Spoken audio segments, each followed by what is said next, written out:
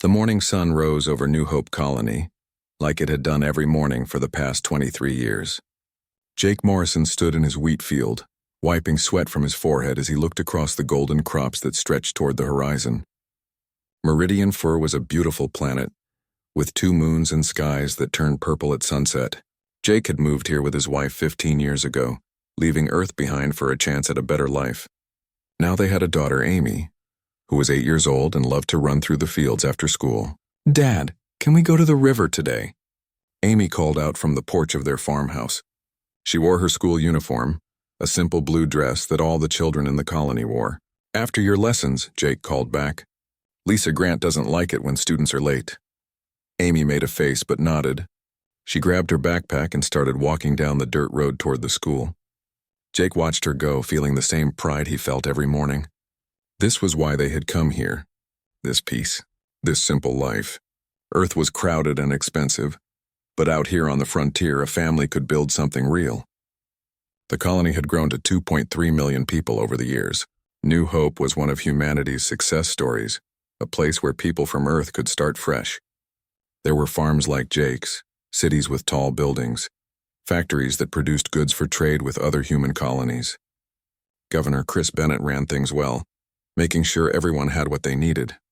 Life was good. Lisa Grant stood at the front of her classroom, watching as 30 children filed in and took their seats. She loved teaching.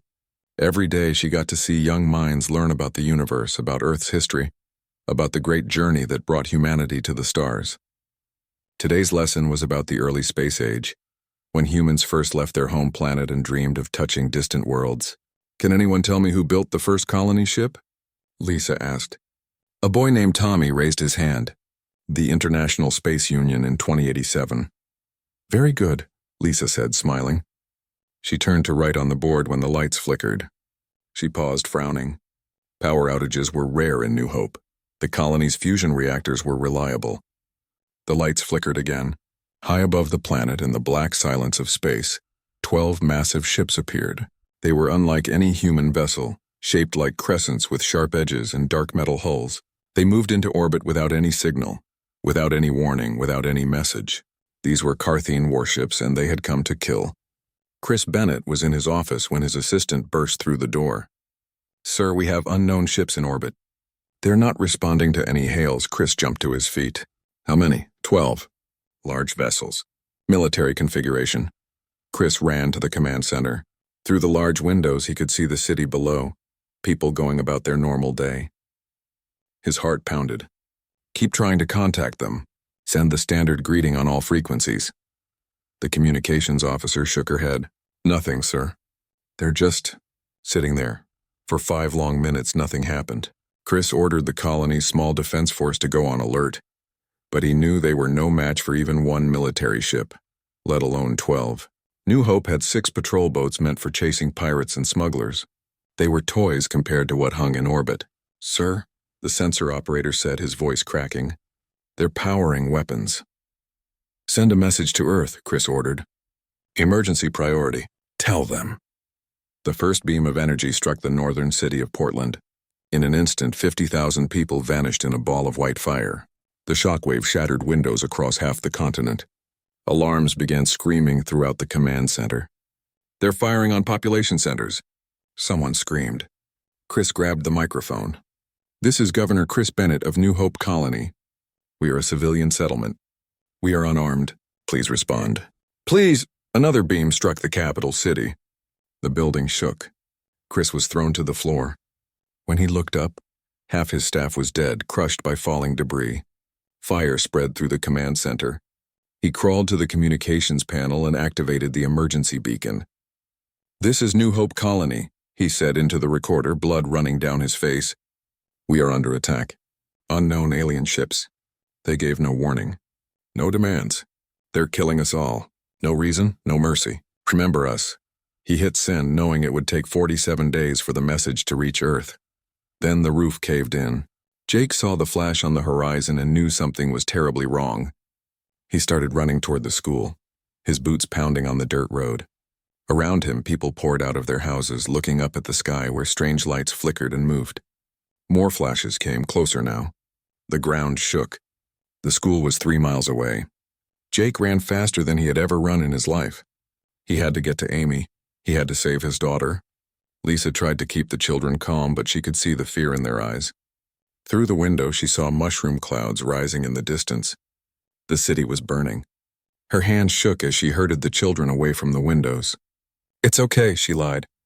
"We're safe here." The building shook. Cracks appeared in the walls. Lisa knew they weren't safe. Nowhere was safe. She thought about her brother Eric, who lived on Earth. Would he know what happened here? Would anyone remember these children? The classroom door flew open. Jake stood there, breathing hard. "Amy!" His daughter ran to him. Jake grabbed her and held her tight. "We have to go," he said. "Where?" Lisa asked. "Where can we go?"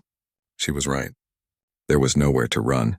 The Carthene ships moved across the planet like death itself, systematically destroying every city, every town, every sign of human life. They didn't land troops. They didn't issue demands. They simply erased humanity from Meridian 4. Jake carried Amy out of the school. Other parents were arriving, grabbing their children. The sky had turned orange from the fires. Another beam of energy struck a nearby building, and the shock wave threw Jake to the ground. He covered Amy with his body as debris rained down around them. "Daddy, I'm scared," Amy whispered. "I know, baby, I know. Just close your eyes." The next beam hit the school directly. Lisa Grant and 29 children disappeared in an instant. Jake felt the heat on his back. He tried to stand, tried to run, but another strike hit closer. This time there was no pain, just light and then nothing. All across New Hope, the same scene played out 2 million times. Families huddled together in their final moments. People tried to escape in ships, but the Carthene shot them down. Others hid in underground shelters, but the orbital bombardment was too powerful. The weapons the aliens used could crack open mountains and boil oceans. It took 6 hours to kill everyone on New Hope Colony. When it was over, the Carthene ship scanned the surface one final time, confirming no life signs remained. Then they turned and jumped back into faster-than-light travel, leaving behind a dead world. Smoke rose from 1,000 craters. Cities that had stood for decades were now ash and rubble. Fields where children played were scorched earth. The 2 moons of Meridian 4 looked down on silence. The emergency message traveled through space at the speed of light, encoded in quantum signals that jumped from relay to relay. It took 47 days to reach Earth. When it arrived at the Terran Federation's communication hub, alarms immediately activated. The night shift officer watched the message and felt his blood turn cold. He picked up the phone and called his supervisor. Within an hour, the message had reached the president's office. Kate Williams sat in the White House watching the recording 3 times. She saw Chris Bennett's face, bloodied and desperate. She heard his final words. She saw the timestamp that showed the message was 47 days old, which meant New Hope had been dead for 47 days while Earth went about its business not knowing. "Get me the Defense Council," she said quietly. "Get me Admiral Cooper. Get me everyone." The emergency meeting happened at 3 in the morning. 30 people crowded into the Situation Room, watching the message from New Hope. Some cried. Some sat in stunned silence. Admiral Dan Cooper, commander of the Terran Defense Fleet, watched with his jaw clenched tight. "Who did this?" President Williams asked. "We're analyzing the ship signatures," an intelligence officer said. "They match Carthene design. The Carthene Dominion. I know them," Admiral Cooper said. "Reptilian species. They control 31 star systems. They're known for being aggressive." "Aggressive?" President Williams turned to him. "They just murdered 2.3 million civilians without warning." "I know, Madam President." "Do we have any other colonies near Carthene space?" 3, but they're farther away. New Hope was the closest. President Williams stood and walked to the window. Outside, she could see Washington sleeping peacefully. In a few hours, the news would break. The entire planet would know. Humanity would know that while they slept, while they worked, while they lived their lives, one of their colonies had been erased from existence. "Send scout ships," she said. "I want confirmation, and I want to know why." 3 days later, the scout ship arrived at Meridian 4. The crew wore protective suits as they descended to the surface. What they found made even the hardened military personnel sick. Bodies everywhere, or what was left of bodies after the bombardment. Entire cities reduced to rubble. The shipyards around Earth had never been this busy. Every construction dock worked around the clock, building warships at a pace that seemed impossible. Sparks flew from welding torches as thousands of workers assembled hulls, installed weapons, and fitted engines. The orbital facilities glowed like a ring of fire around the planet, and below on Earth's surface, factories churned out everything the fleet needed. Captain Ryan Blake stood on the bridge of his new ship, the battlecruiser Vengeance. The vessel was fresh from the yard, still smelling of new metal and paint.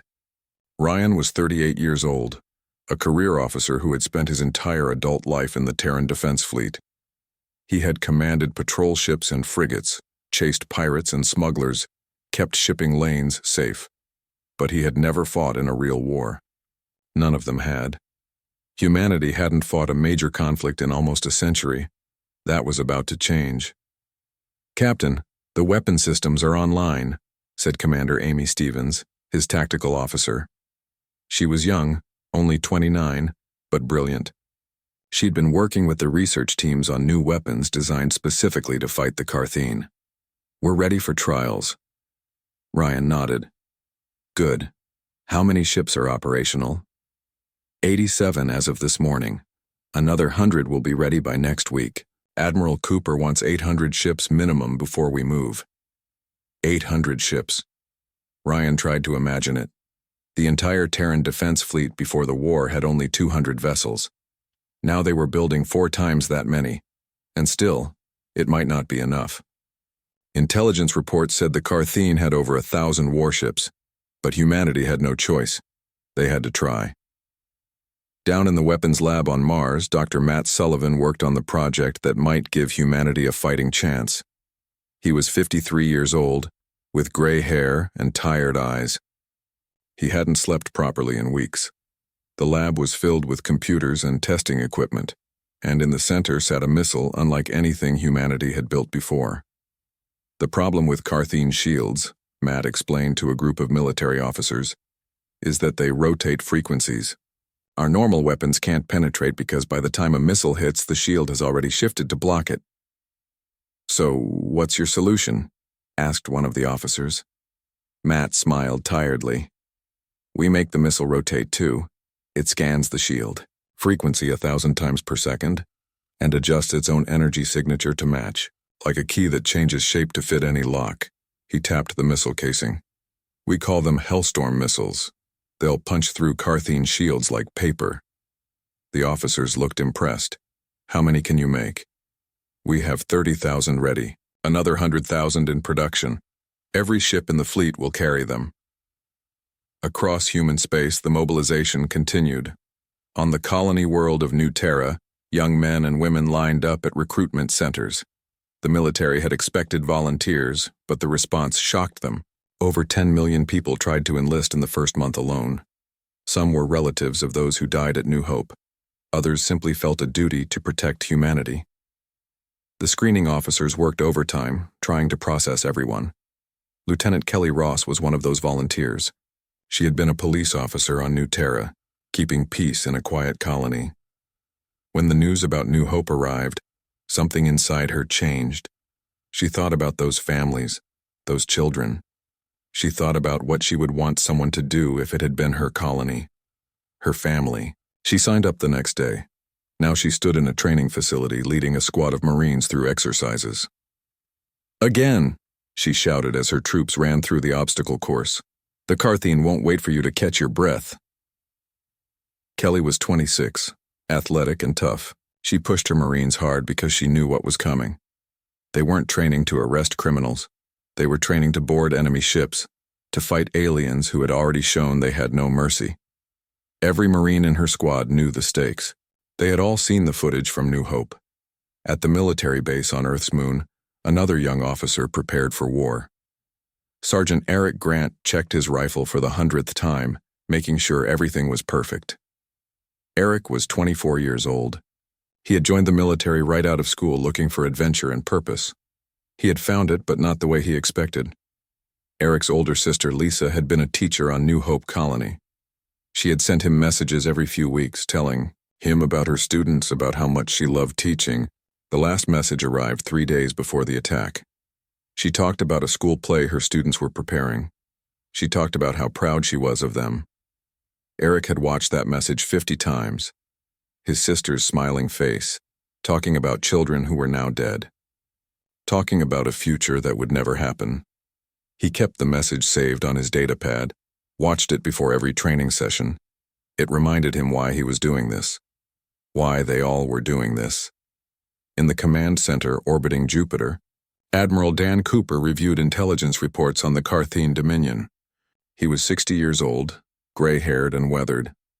He had served in the fleet for 40 years, rising through the ranks through skill and dedication. Now he had the hardest job in human history, planning a war against an enemy that had never lost. The reports made grim reading. The Carthene were a reptilian species standing 7 feet tall with 4 arms and thick scales. They had ruled 31 star systems for over 600 years. During that time, they had destroyed 12 other civilizations. The pattern was always the same. A species would expand into space, their colonies would touch Carthene territory, and the Carthene would wipe them out. No negotiation, no compromise, just extermination. Why did no one warn us? Cooper asked his intelligence chief. The other galactic species thought we already knew, the chief replied. The Carthene's reputation is well known. They assumed we would avoid them. We didn't know where their territory started, Cooper said bitterly. New Hope was exploring, expanding. They had no idea. Would it have mattered?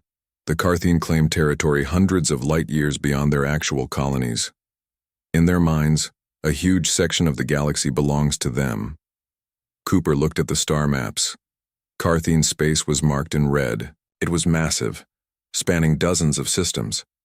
Even their actual controlled systems numbered 31, each one fortified and defended. Breaking through that would cost human lives, many lives. But there was no other choice. At the Galactic Council station, located in neutral space between several alien civilizations, the other species watched humanity's preparations with growing concern. The council chamber was a massive dome where representatives from 43 different species met to discuss galactic affairs. Today the topic was humanity and the Carthene. Ambassador Zekthor represented the Carthene Dominion. He was typical of his species, tall and scaled with cold yellow eyes. He listened as other species expressed concern about the situation. The humans are preparing for war, said the representative from the Vril Collective, a species of peaceful traders. This could destabilize the entire region. Zekthor made a sound like hissing laughter. Let them prepare. They are cattle who learn to sail between stars. We have crushed dozens of species stronger than them. We will crush them too. Perhaps if you offered compensation, suggested another representative. Compensation? Zekthor's eyes narrowed. For what? They violated our territory. We punished them. This is the law of the strong. If they wish to challenge us, they will learn the same lesson all others have learned. The Carthene Dominion is eternal. News of this speech reached Earth within days. When President Kate Williams heard what the Carthene ambassador had said, she called Admiral Cooper. Do we have enough ships yet? She asked. Not quite. We need another month. You have 2 weeks. After that speech, if we wait longer, we'll look weak. The galaxy needs to see that humanity doesn't accept this. Cooper understood. This wasn't just about revenge anymore. This was about survival. If humanity backed down, if they showed weakness, the Carthene would hit them again. And next time, it might be Earth itself. They had to strike hard and strike soon, showing both the Carthene and the rest of the galaxy that humans were not victims. The fleet assembled in the outer solar system, beyond Pluto's orbit. Ship after ship arrived, each one joining the formation. Battle cruisers like the Vengeance, carriers loaded with fighters, destroyers bristling with missiles, and massive dreadnoughts designed to slug it out with enemy capital ships. Support vessels carried supplies, repair equipment, and medical facilities. This wasn't just a raiding force. This was an army. Ryan Blake stood on his bridge and watched the other ships arrive through the view screen. Each vessel was a piece of humanity's might, but together, they were something more. They were humanity's answer to the Carthene. A message written in steel and fire.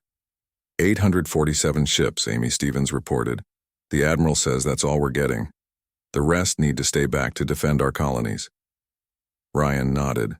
Nearly 850 ships. It was impressive, but he wondered if it would be enough. Still, orders were orders. They would take what they had and make it work. Throughout the fleet, similar scenes played out. Soldiers said goodbye to their families through video calls. Captains gave speeches to their crews. Engineers made final checks on systems that might mean the difference. The human fleet emerged from faster-than-light travel at the edge of the Velkar system. This was Carthene territory, an outpost system with mining operations and a defense fleet. Admiral Cooper had chosen it carefully as their first target. Not the biggest system, but important enough that destroying it would send a message. All ships report status, Cooper ordered from the bridge of the Retribution. Reports flowed in. 847 ships had made the journey successfully. They were organized into battle groups, each with a specific task. Captain Ryan Blake's Vengeance led Battle Group 7, consisting of 30 ships tasked with taking out orbital stations. Sensors picking up the Carthene defense fleet, Amy Stevens reported. 94 ships. They're forming up to intercept us. Ryan studied the tactical display. 94 Carthene warships against humanity's 800. On paper, it should be easy, but the Carthene had centuries of combat experience.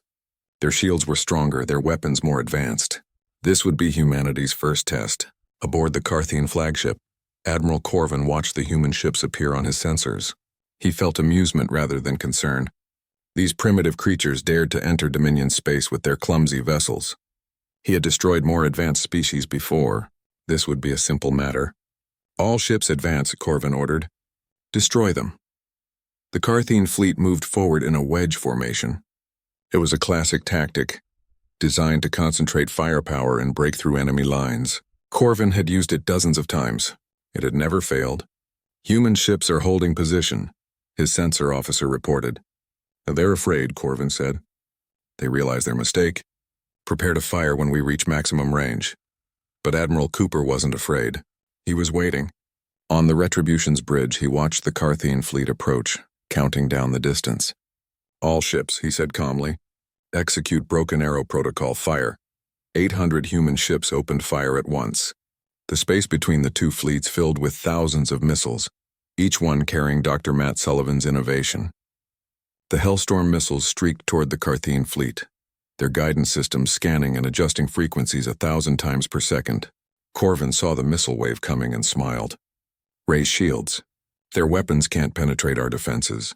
His confidence lasted exactly 3 seconds. That's how long it took for the first Hellstorm missiles to reach his fleet.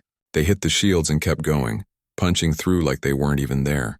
Explosions rippled across the Carthene formation as missiles struck hulls and detonated. "Shields are down!" his tactical officer screamed.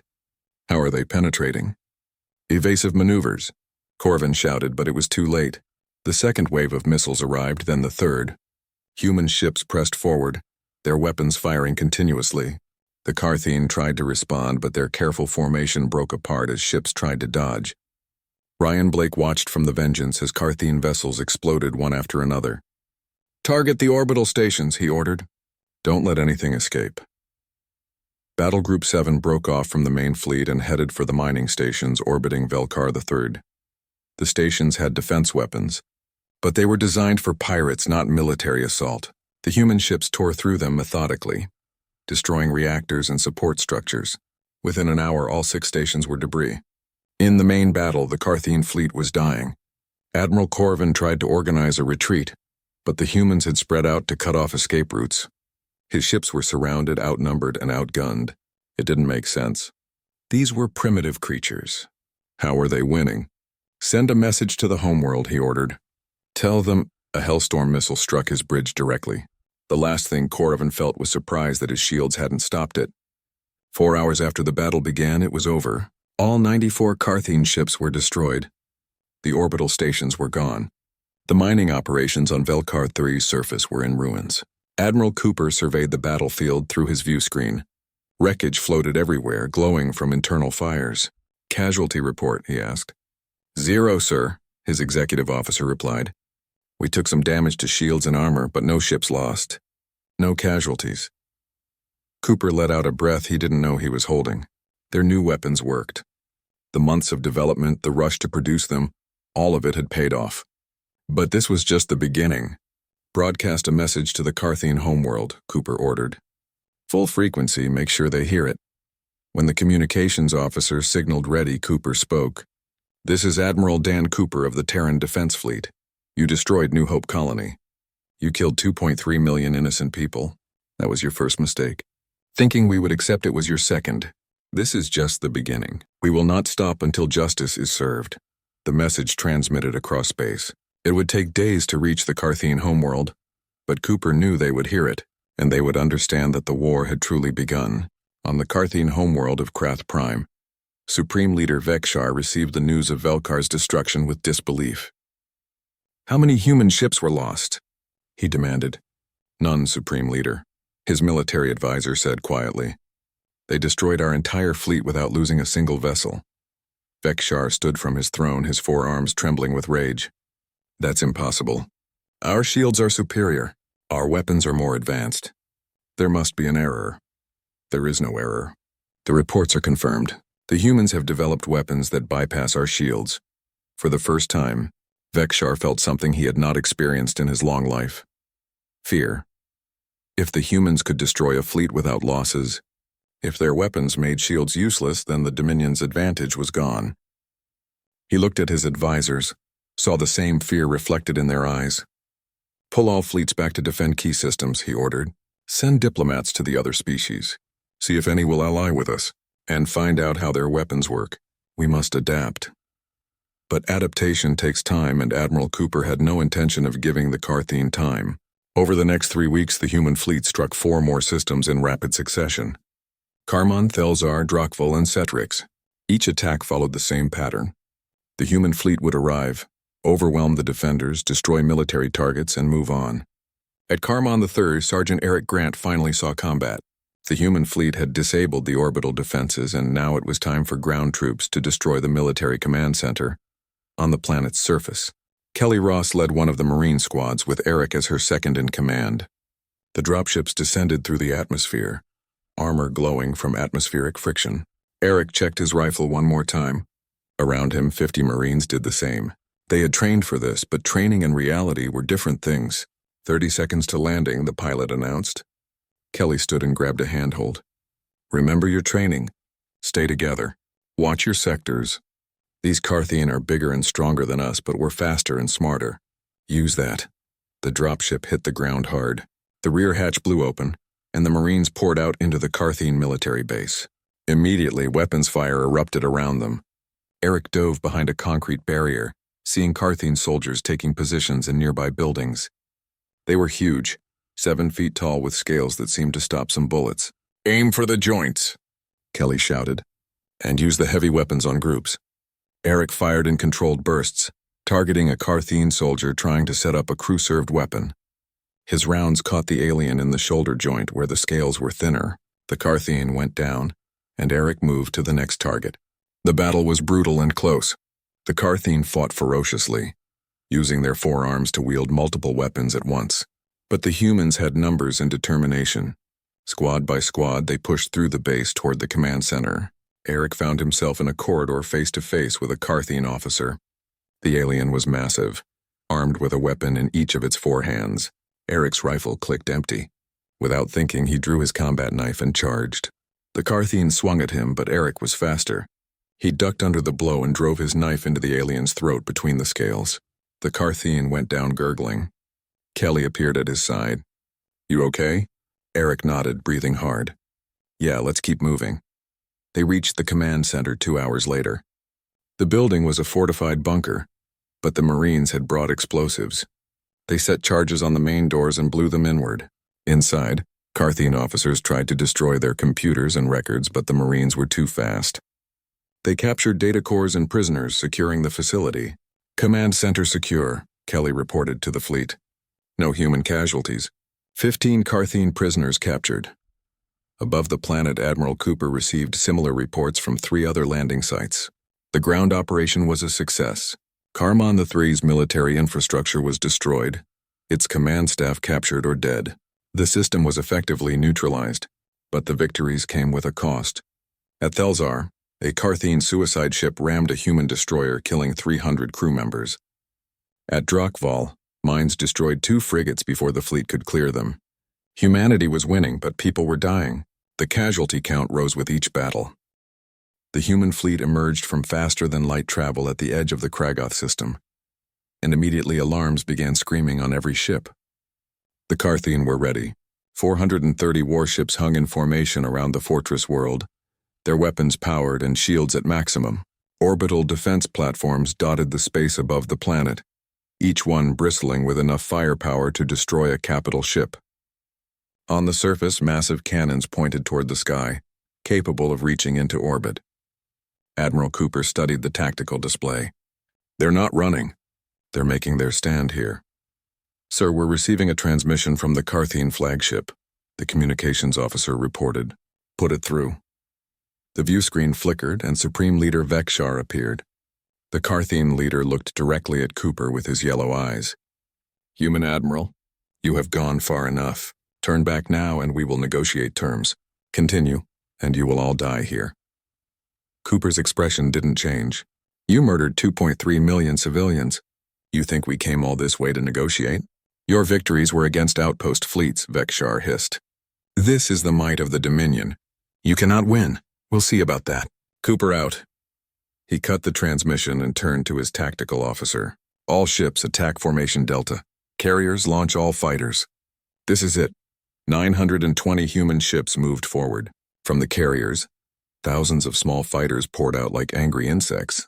The Carthene fleet responded, their own fighters launching to meet the threat.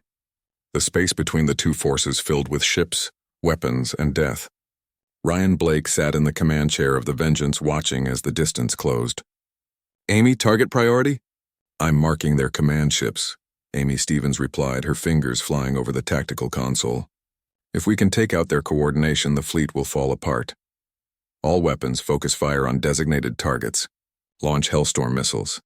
The Vengeance shuddered as its missile tubes fired. Across the fleet, other ships did the same. Thousands of missiles streaked toward the Carthene formation. The enemy fleet fired back, their plasma weapons creating brilliant streams of energy through space. The first ships started dying. A human destroyer took a direct hit to its reactor and exploded. 2 Carthene cruisers collided, trying to evade missiles, their debris spinning away in chunks. Fighter battles erupted everywhere, small craft dancing and spinning as pilots tried to get firing positions. On the Retribution, Admiral Cooper coordinated the entire battle. "Battle Group 3, focus on those orbital platforms. Group 7, push through their left flank. Carriers, keep those fighters busy." The battle developed into chaos. Both sides had plans, but plans fell apart when ships started dying. It became a brutal slugging match, each fleet trying to destroy the other through sheer firepower. The space around Kragoth lit up with explosions and weapons fire. The Vengeance took its first serious hit 30 minutes into the battle. A Carthene plasma beam caught the ship's port side, burning through the armor and venting atmosphere from 2 decks. Ryan felt the ship shake. "Damage report," he shouted. "Sections 12 through 15 are venting. We're sealing bulkheads now. 47 casualties. 47 people dead in 1 hit." Ryan pushed the grief aside. He would mourn later. Right now, he had to keep his crew alive and keep fighting. "Return fire. Target that cruiser." The battle raged for hours. The Carthene fought desperately, knowing this was their last chance. They rammed human ships when their weapons failed. They used suicide runs to take out important targets, but the human fleet kept pressing forward, absorbing losses and pushing deeper into the Carthene formation. Lieutenant Kelly Ross watched the battle from the Marine dropship, waiting for her chance to deploy. Her squad sat strapped into their seats, listening to reports over the radio. They could feel the ship shudder with each impact, hear the sounds of weapons fire even through the hull. "How long until we go down?" one Marine asked. "When the fleet clears orbital space," Kelly replied. "Could be hours yet." "I hate waiting," another Marine muttered. Kelly understood. Waiting was worse than fighting. At least in combat you could do something. Here they just had to sit and hope a stray shot didn't take out their ship. Sergeant Eric Grant sat across from Kelly, cleaning his rifle for the 10th time. He thought about his sister Lisa, about her students, about the Carthene who had killed them without warning or mercy. Soon he would be on the surface, hitting back at the species that had started all this. Above them, the battle continued. The Carthene flagship, a massive dreadnought 3 times the size of any human ship, fought at the center of the enemy formation. It took hit after hit but kept fighting, its thick armor absorbing damage that would have destroyed smaller vessels. "That flagship is their command center," Amy Stevens said to Ryan. "If we take it out, the fleet will lose coordination." "How many Hellstorms do we have left?" 60 missiles. Fire all of them at that flagship. Full spread. The Vengeance launched every remaining Hellstorm missile at once. Other human ships saw what the Vengeance was doing and added their own missiles. Over 300 Hellstorms converged on the Carthene flagship, their guidance systems adjusting to penetrate shields. Supreme Leader Vakeshar stood on his bridge shouting orders as his ship shook from impacts. He had fought in dozens of battles, conquered countless systems, but he had never faced an enemy like this. The humans fought with a fury that seemed endless. They took losses and kept coming. They lost ships and pressed forward anyway. "Supreme Leader, multiple missile impacts." His tactical officer screamed, "Shields are failing." Vakeshar grabbed the arms of his command throne. "Divert all power to shields. Fire all weapons." But it was too late. The Hellstorm missiles punched through the weakening shields. They hit the flagship's hull, its engines, its weapon systems. Explosions rippled across the massive ship. Vakeshar had one final thought before the bridge exploded around him. The humans had won. The Carthene flagship broke apart in a massive explosion that lit up the entire battlefield. Chunks of debris flew outward, hitting nearby ships. The Carthene fleet, seeing their leader's ship destroyed, began to falter. Some ships tried to retreat. Others fought on desperately. But their coordination was gone. Admiral Cooper saw his chance. "All ships full assault. Break their formation. Don't let them regroup." The human fleet surged forward like a tidal wave. They tore into the disorganized Carthene ships, destroying vessel after vessel. The orbital platforms tried to provide support, but Battle Group 3 had been hammering them for hours. One by one, the platforms exploded or went dark. But the victory came at a terrible price. Human ships were dying too. A carrier took multiple hits and lost all power, drifting helplessly as Carthene fighters swarmed it. A group of destroyers got caught in crossfire from surface weapons and orbital platforms. 3 of them destroyed in seconds.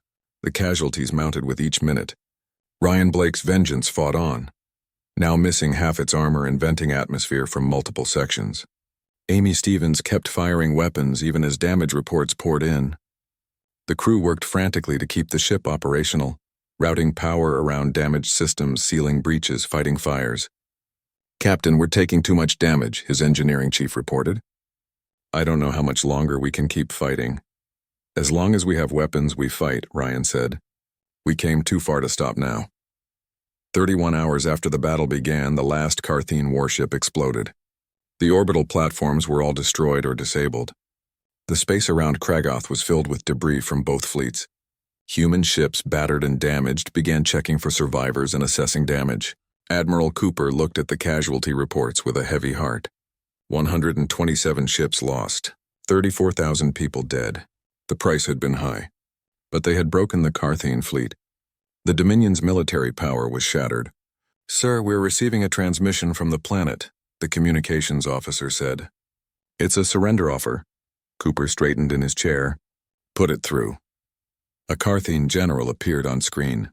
"Human Admiral, Supreme Leader Vakeshar is dead. The fleet is destroyed. We request terms of surrender." Cooper was quiet for a moment. This was it. The moment they had fought for. But looking at the wreckage around him, at the names of the dead scrolling across his screen, victory felt hollow. "Stand by," he said, and cut the transmission. He opened a secure channel to Earth. "I need to speak with President Williams." The conversation took an hour, Earth sending questions and Cooper responding. Finally, the president made her decision. "We'll accept their surrender, but with strict conditions. I'm sending you the terms now." Cooper read through the conditions. They were harsh but fair. The Carthene would pay for what they had done. He opened the channel to Kragoth again. "These are our terms," he said. "Unconditional surrender. Your military will be disbanded. Your leadership will stand trial for genocide. All species you've conquered will be freed. Your territory will be reduced. You will build a memorial to the victims of New Hope and maintain it forever. Accept these terms or we will continue this war until your species is extinct.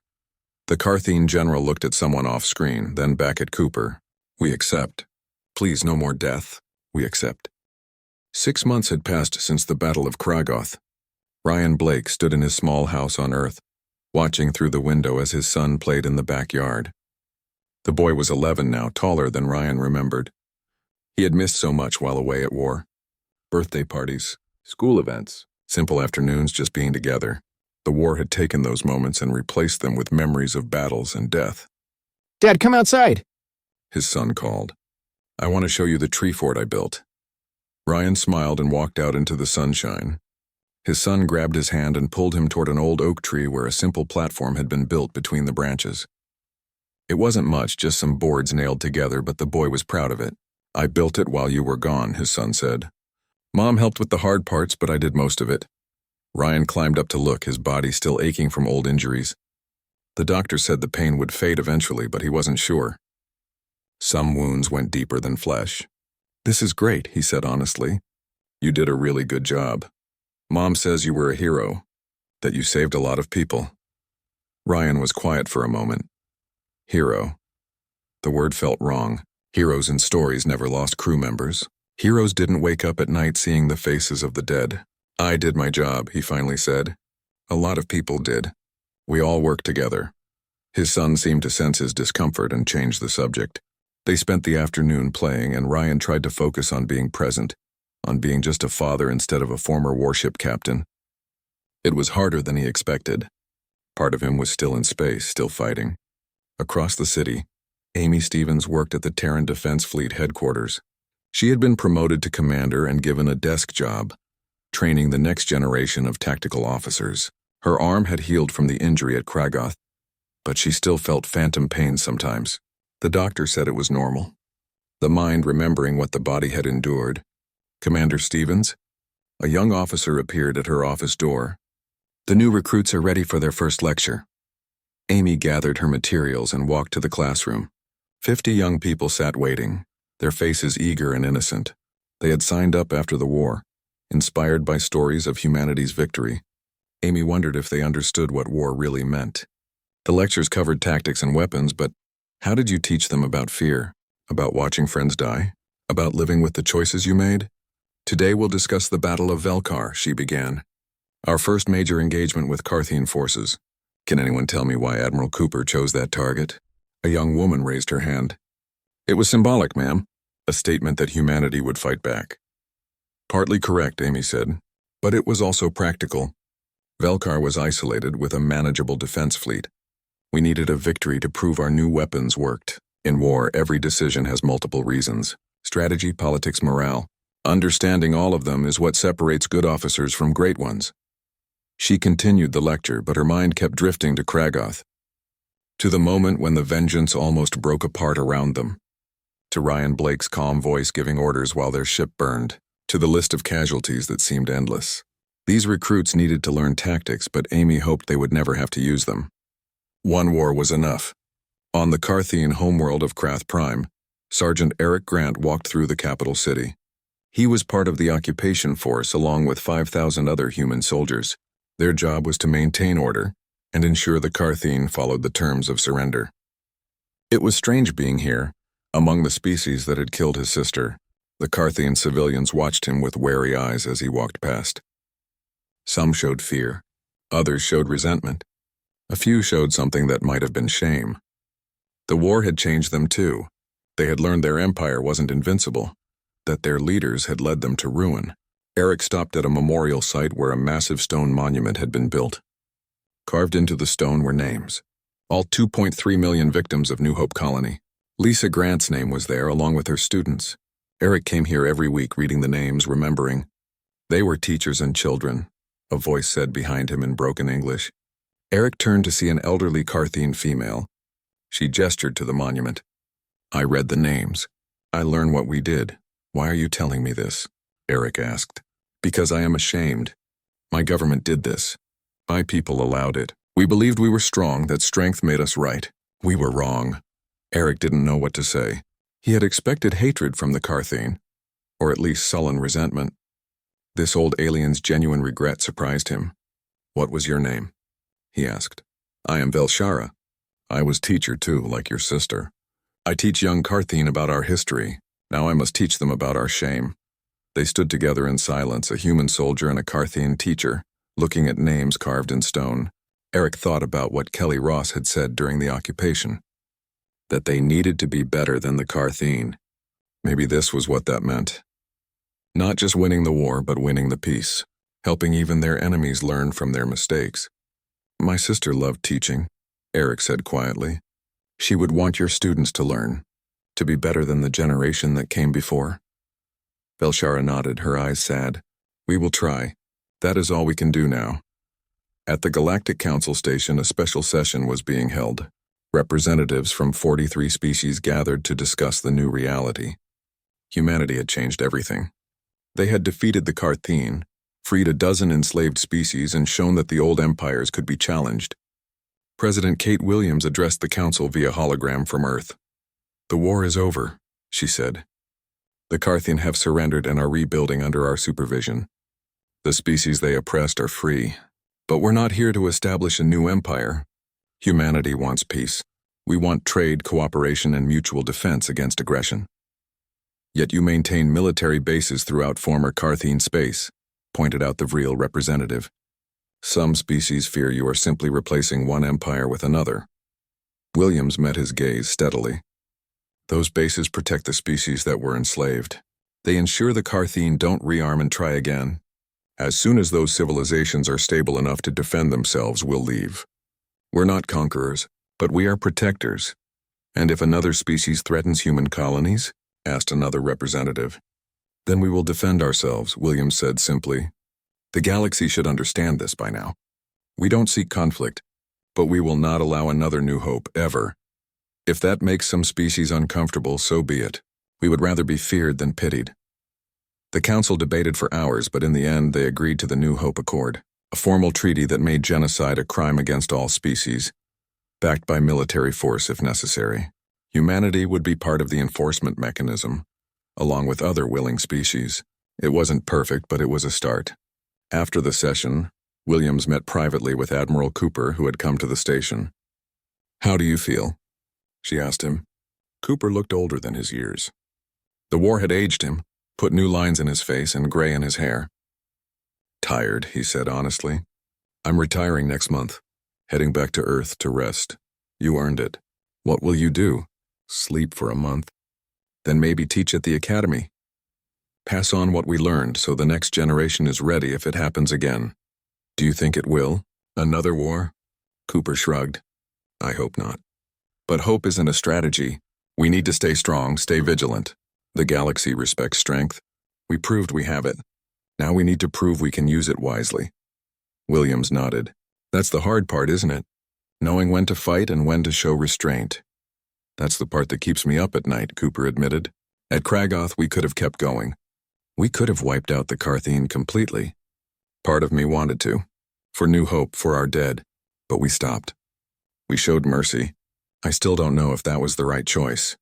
"It was," Williams said firmly, "because it showed we're better than them. That we fight for justice, not genocide. That's what makes us worth protecting." Meanwhile, on the rebuilt colony of New Hope, the first new settlers were arriving. The planet had been cleared of radiation and debris. New buildings were going up where cities had stood before. Gardens were being planted where fields had burned. Humanity was coming back to Meridian 4, refusing to let the Carthene's attack be permanent. Captain Amy Morrison, daughter of one of the original colonists, stood at the landing pad watching ships arrive. She was 28 years old, born on New Hope just before the attack. Her family had been off-world on business when the Carthene struck, one of the few who survived. She had spent 23 years dreaming of coming back, of reclaiming what was stolen. "It's strange," she said to her co-pilot. "I barely remember this place, but it still feels like home." "Your parents would be proud," the co-pilot said, "that you're helping rebuild." Amy looked at the construction sites, at the people working to bring New Hope back to life. "Not just rebuild. We're making it better, stronger, so this never happens again."